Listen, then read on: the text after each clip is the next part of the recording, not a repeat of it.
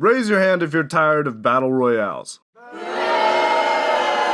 Cool, I'm glad we're on the same page. Now raise your hand if you'd be interested in a battle royale without guns. And you can fly. And you can skate on ice.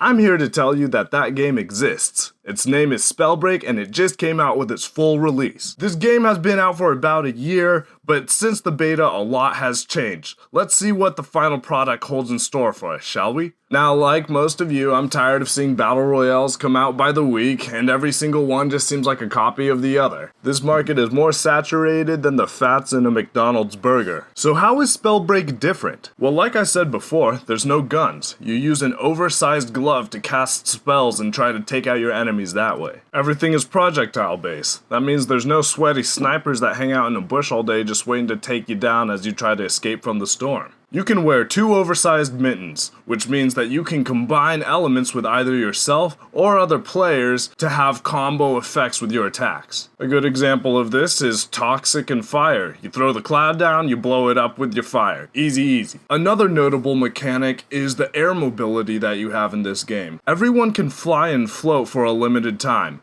But there's also these runes that allow you to go invisible, or jump up in the sky, or even go for a really fast flight. This makes it really easy to sneak up behind people and let them know it's nothing personnel, kid. Having the high ground in a projectile-based combat system is pretty important, but it's not going to be the be-all and end-all of every combat scenario because you can also float up to the top and challenge them for it.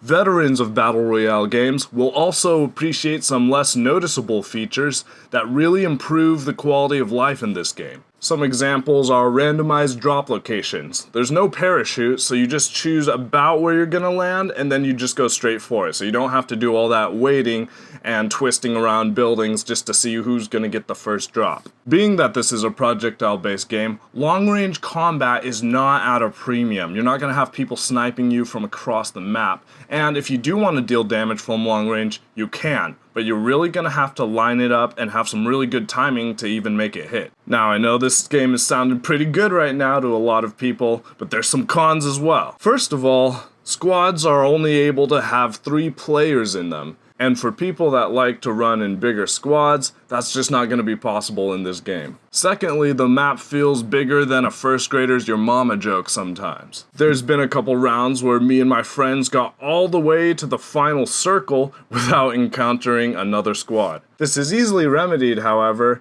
as you can see where everyone else is dropping and you can just choose to engage at will. The game pits you against players of your own skill level, so this is such a huge quality of life improvement because sometimes you get into a battle royale game and you're playing against people who've been playing since the beta and you just get smashed right away. That's not the case here. A lot of times you'll be fiddling around with spells and trying to fight people who are just as inept as you are. Remember when Rocket League was new and everyone was equally terrible at the game? That's this. Oh!